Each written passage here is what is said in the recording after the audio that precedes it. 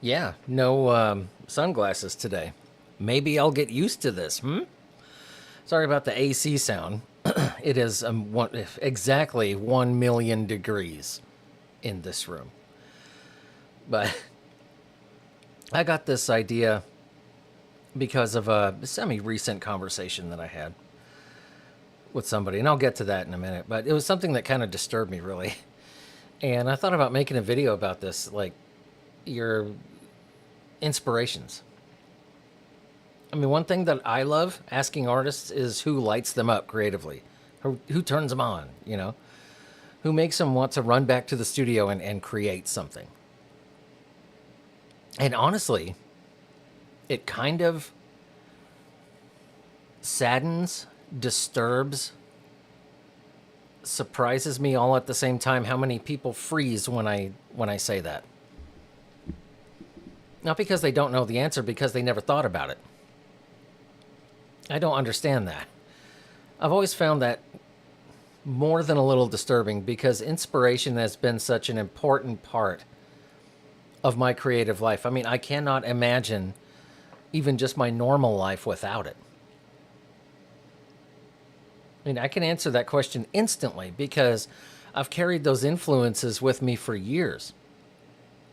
And this isn't just fluff. I'm not just making this video for no reason. You would be amazed. Just ask some people, ask them who really lights them up, turns them on creatively, not just painters, but musicians that you know and all that. And you would just freak at the amount of Gen Z stares that you get. You know what I mean?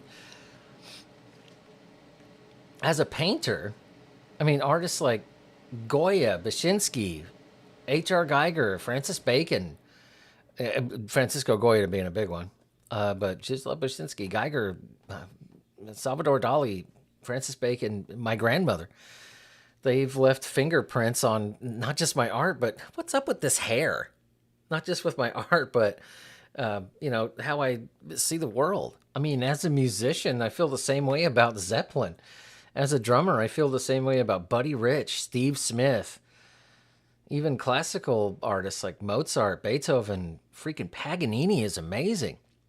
Prince. You're any kind of musician and you're not a fan of Prince, there's the door. You know what I mean? Robert Johnson. Robert Johnson being a big one. Because if it wasn't for Robert Johnson, I wouldn't have more than half of the music that I like to listen to. Not because I want to become them, but because they remind me what's possible when someone fully commits to their craft. And in cases like Robert Johnson and Prince, what it's like when a person is just not human. It's so. I don't understand how somebody could not instantly drum something like that up in their head. And I don't put people on the spot. I give them a chance to think and stuff like that. But it just when it just doesn't come out and they look at me like I'm crazy, that disturbs me. I mean, these have become landmarks that help me navigate my own creative path. And if you want me to rattle off about 15 other, groups or painters, I could do that. I was just giving you the big ones. I think people sometimes confuse inspiration with imitation. That's probably why. So they avoid it. Having heroes doesn't mean becoming a clone. I think a lot of people have lost sight of that. The goal is not to paint like Francis Bacon or play the drums like Buddy Rich. The goal is to understand what moves you about their work and why maybe you started in the first place. But Buddy Rich is one of those who wasn't human. If I could be locked in a room for 5,000 years, and my only task will be to be able to play like Buddy Rich eventually, and I'll have to open the door and be like, I'm gonna need another 1,000 years or something, you know. But that's what's great about it is with people like Steve Smith, Buddy Rich, Prince, John Bonham, guys like that.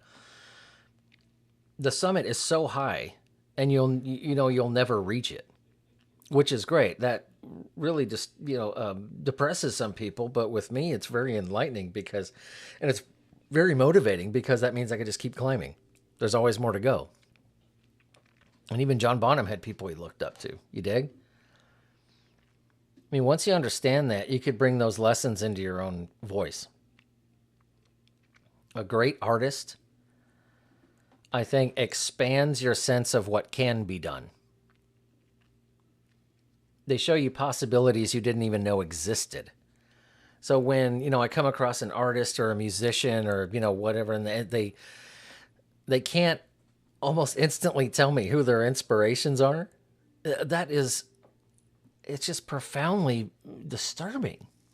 Sorry, I keep messing with this. I got this weird hair right here and it won't go away. I mean, sometimes a single painting, a song, a performance, it changes the trajectory of your creative life. I'll go as far as to say that people who don't have heroes and don't have people that they look up to and they're just in awe of, I kind of don't consider them artists. I just don't. It makes me question what their motives are, what their why is. It really does. These great artists, even not great artists. I know a person that's a fan of the Shags. I mean, you want to look up the worst music ever made, the Shags. But they have this weird avant-garde quality that some people like, and I can't gripe at that. When you suddenly realize that boundaries you assumed were there really just don't exist. And that kind of inspiration can fuel a lifetime of work. And inspiration does not mean copying. It does not mean cloning. I don't know how that got confused, where that happened, when that happened. Sorry, my stupid monitor. I don't know. And how this happened, how I got the idea for this video is, when I say semi-recently, this was a while back. It was when Eddie Van Halen passed away. And I was very, very upset. I was in tears. And my guitar player friend made fun of me, which he always did when I dropped names of influences that I had, because he didn't get that. He didn't understand that. He had people that he likes, but he had never people that he looked up to and was just like, I guess he considered it idol worship or whatever. Pretty kooky guy. I love him, but strange person. And anyway, I won't criticize another artist that much, but this guitar player, he made fun of me for being in tears that Eddie Van Halen had passed away. And what I told him was, my whole life, I was told you can't do this and you can't do this and you're too old for this and you have a cousin that's also a drummer. Why do you want to learn how to play? And you waited too late to do this, and we really shouldn't do that. That's not very practical. Not this. No. My whole life I heard this. But I told my guitar player friend, Eddie Van Halen said I could. Eddie said I could do it. And he meant it. And I believed him. Still believe him. And he goes, oh, I didn't see it that way, man. I'm sorry. And that half-assed apology, it still kind of rings in my head. And I'm not one of those who replays conversations and wins battles in my head that I lost. Crap, I don't do that. I'm not here for validation. I wasn't put on this planet for it. I don't replay things in my head. I was deeply neurotic for years, and it didn't work for me. But that really freaked me out. And it kind of soured my relationship with this person. Because I forgive everyone who's ever wronged me, as I expect to be forgiven by the Almighty. I don't hold any grudges. I don't hate anybody. I forgive literally everyone that's ever hurt me. Because I've hurt plenty of people myself, and, I want to be forgiven for it. And if they don't, that's okay. But I need to forgive, period. And forgiveness is not what you think. It's a selfish thing, because it's totally about me and carrying on with my life, But that really hurt. And it disturbed me deeply. And it still does. It kind of made our friendship a little weird, because here's a guy making fun of somebody for being upset that one of their influences passed away. And then he feels the need to call me out and make fun of me further and, laugh and scoff when I mention all these great artists. Oh man, that one thing that Buddy Rick, yeah, like Buddy said in that interview, or, like Chad Smith said on stage that one night, when a fan asked him this, or, like, oh, that cool thing. Remember when, Steve Perry was given this piece of advice, giving out this piece of advice, and when Michael Jackson said, or Prince, whatever. And he would laugh and scoff at me about this stuff. And I'm thinking, I wonder how he would feel if I laughed and scoffed at something one of his heroes said. Oh, he doesn't say that because he doesn't have any. Which is weird. I'm sorry, but it's weird. And this is the same, musician that's staying stuck in an era and won't move and won't progress unless I came up with an idea 20 years ago that he wants to steal. Anyway.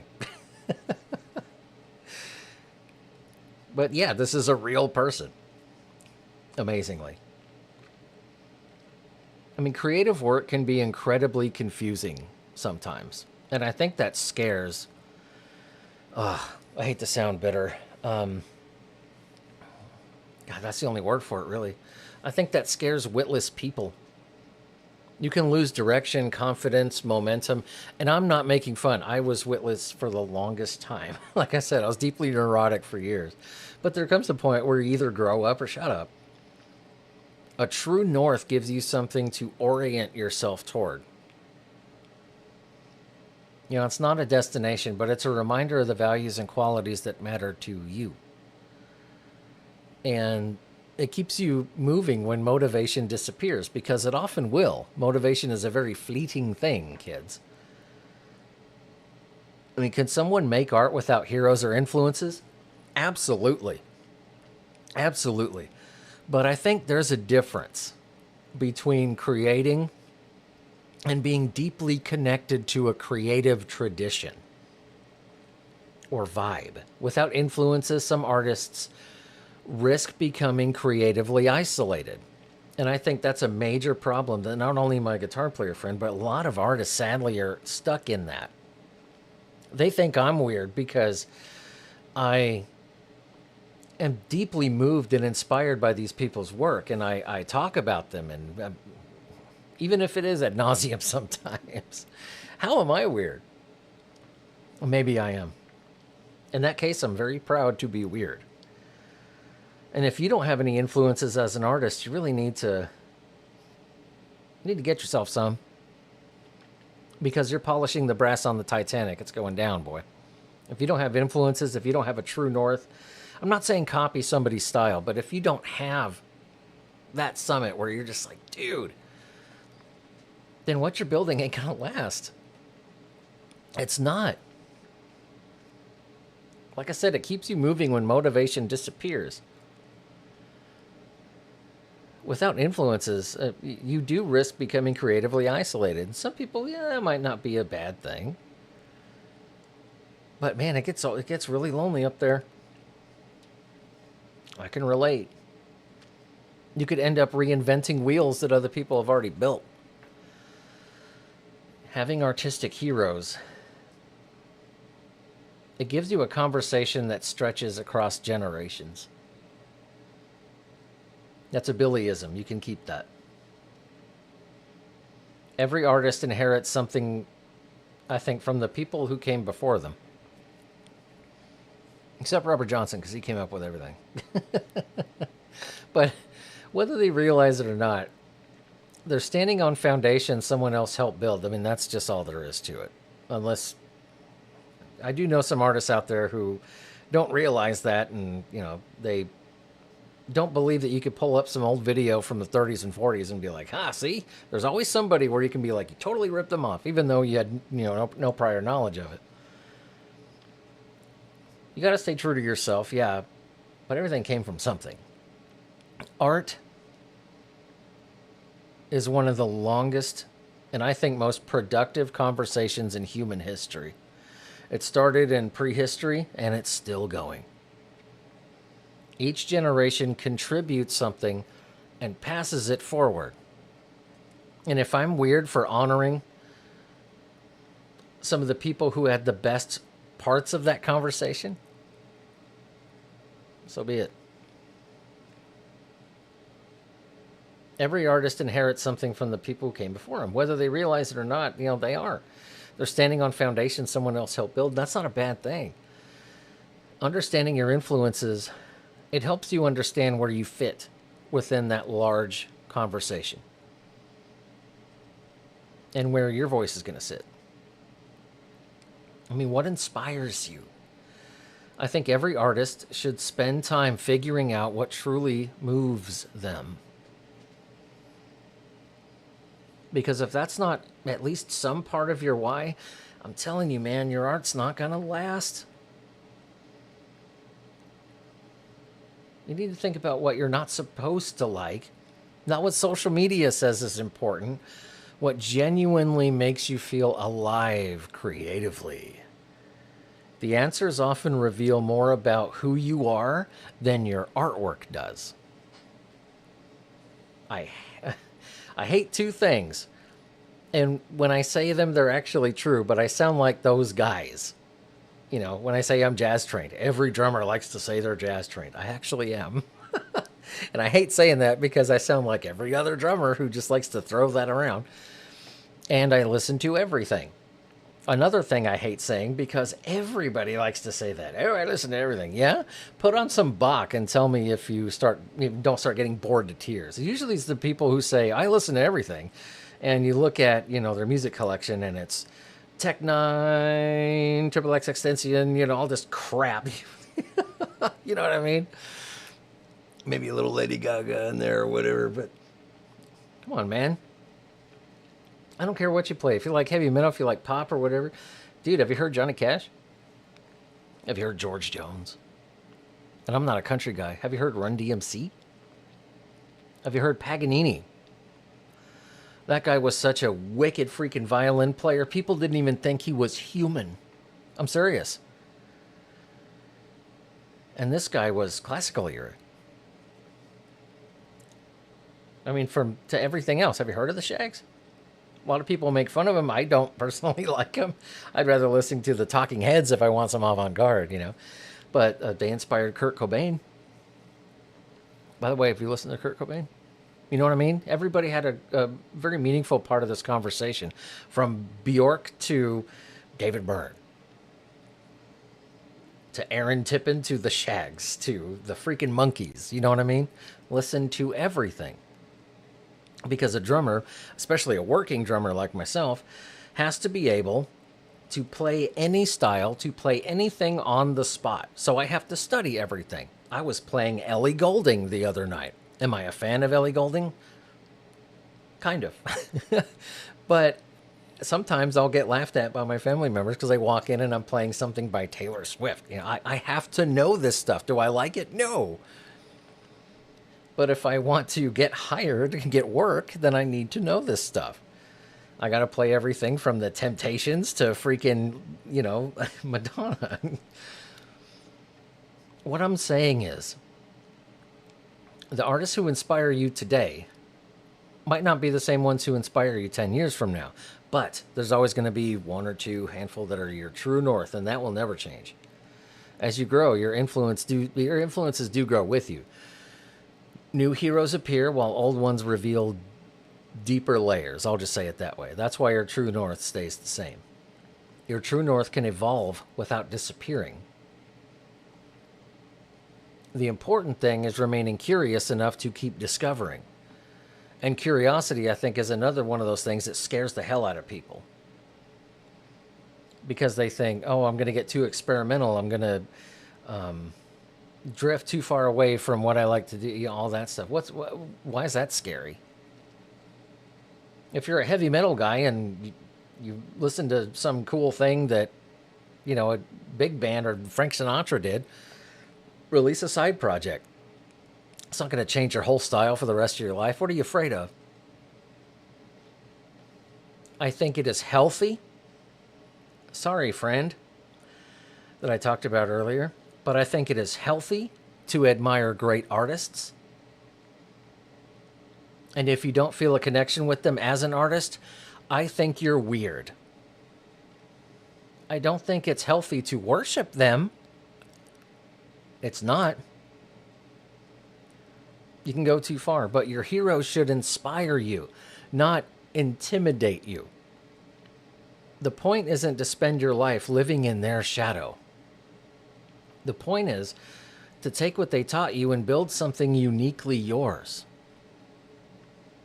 I really do think that if you don't have some kind of true north, some kind of hero, some person or some group that you look at and you're just like, whoa, man. If you're a photographer, dude, look up some of Bashinsky's stuff. Before he started painting, look up some of the photos that Stanley Kubrick made from that he sent to Life magazine. Holy crap, that dude should have been working for National Geographic. I mean, some artists fascinate us because their world feels larger than explanation. I was just telling my 18-year-old today, I decided to go on the Prince pilgrimage because he has so many freaking albums, and I've failed at this multiple times. But I'm doing it this time, dang it. I'm listening to all, 28 Prince albums in a row. I'm going to listen to all of them. Well, not in a row. That would, I'd starve to death. But, I threw out when I can. I'm going to listen to every Prince album. And I'm listening listening to the first record and how so ahead of its time from the 1970s that it sounded. Any other kid, especially from that area where Prince is from, would have released a disco record because that's what was popular at the time. Yeah, there was R&B and stuff, but it would have been all disco. This kid didn't do it. And I do say kid because he was 17, 18, 19 years old. And I know how hard it is to master one instrument. I wouldn't even say I mastered it. I'm okay. I'm intermediate, I guess. But mastering multiple or all of them by the time you're 17, that's not human. I mean, just ahead of its time that it was. And there's so much untapped exploration you could have. And I'm not just talking about music. You're into acting, you're into film. Maybe you should say to yourself, I wonder why people say Marlon Brando is Marlon Brando. I wonder why people say Stanley Kubrick is Stanley Kubrick, Are you afraid that some of their genius is going to rub off on you? I'm serious. Robert Johnson is, I think, one of those deep and mysterious figures to me. Part of it is the music, but part of it is the mythology surrounding him. Like Paganini, someone who was so supernaturally gifted that there's no way they could have been human. Maybe they weren't. But certain artists become symbols of dedication, sacrifice, obsession, and possibility. I'm a writer too. Yeah, guys like Stephen King, Clive Barker, H.P. Lovecraft. We were born on the same birthday. Well, not same year, obviously, but August 20th, same day. H.P. Lovecraft is my dude. And when I ask these people, like, who are your big influences? Who are the ones who turn you on, who light you up? And they don't have an answer. I'm like, it's weird to me. These stories, they stay with us that these other artists have made because they speak to something deep inside every real creative person. This video is probably going to piss a few people off, but I don't care because true creatives, people who are trying to exit the banality of life or their 9-to-5s like I am and trying to get away from this and want their freaking freedom to be able to create. And I'll tell you my why. I mean, that's what it is for us. I don't think every artist needs to copy someone. That's wrong. But I absolutely think that every artist needs something that lights a fire in them. If you don't, you really should examine your why. And I would plan on not sticking around for a long time. Because someone who, pick someone whose work reminds you of what's possible. If you don't have anybody like that, dude, do some exploring. You'll find some pretty wicked stuff. Find someone who makes you want to become better. Because when life gets difficult, a true north can help you find your way again. And it's not like that just with life. It's like that with art too. I mean, I didn't mean for this to be some kind of a ranting or griping session, especially at my weird guitarist friend, but I hear this stuff as a creative, as someone who's trying to build an exit plan and get his freedom back and quit selling my time for a smattering of money that barely pays the bills. If I'm going to barely pay the bills, I want to do it on my terms. You know what I mean? And I'm not trying to become a gazillionaire, be recognized by everybody in the world. I just need to replace like $3,000 a month of income. That's it. My life is very simple. I'll stay in this dump and I'll stay in my little room with, and I'll be fine. And my why? I do want to become a successful artist. I do.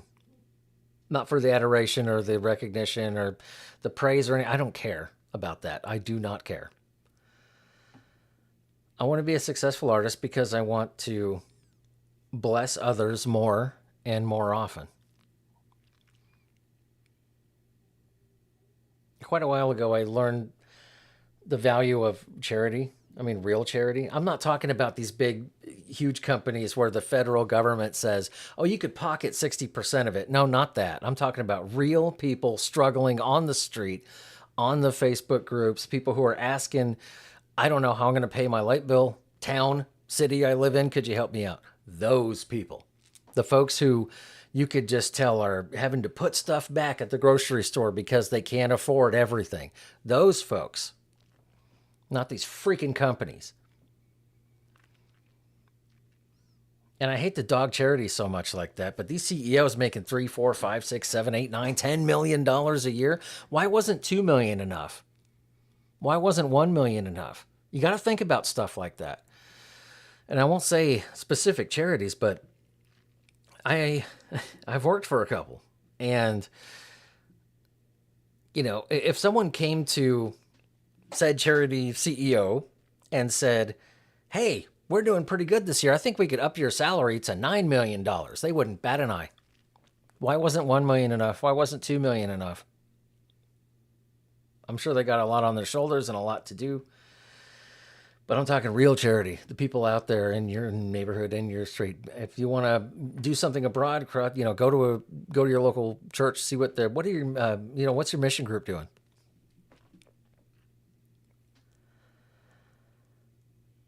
I shouldn't be saying what I've done with the paintings that I've sold to help others in my community because I don't want to be like that. I don't want to don't let your right hand know what the left hand's doing. You know what I mean? That's not something you should brag about, but every time I sell a painting, I will bless other people. And I want to become a successful artist, and I'm venting here. This is part of the kind of what's happening now section of this video. I'm kind of pissed off sometimes that I'm not able to do that as much and more often. But I will. Because I have no reason to exist on this earth if I can't use my art and my creativity to help somebody else maybe achieve what they want to achieve. Or maybe just forget about this hellhole that we live in for a day or two. That's why we're artists, right? To leave this world a little bit more interesting than how it was when we got here.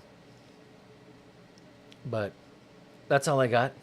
So I hope this resonated with some of you. I really do. I hope some of you kind of read through the lines a little bit, with my constant babbling. But you got to have a true north, man. Find stuff out there that inspires you, that lights you up, because it'll change your artistic life. It'll do some amazing things for you, not just artistically, but personally. Think about it. So anyway, guys, I'll catch you later. My website's in the description. If you want to check out some of my art, everything's on there. My books, my music, go to the links section. But all my art's on there. Check it out if you want to see some of the stuff that I've been working on. And, take care of yourselves. Have a good day. We'll see you next time.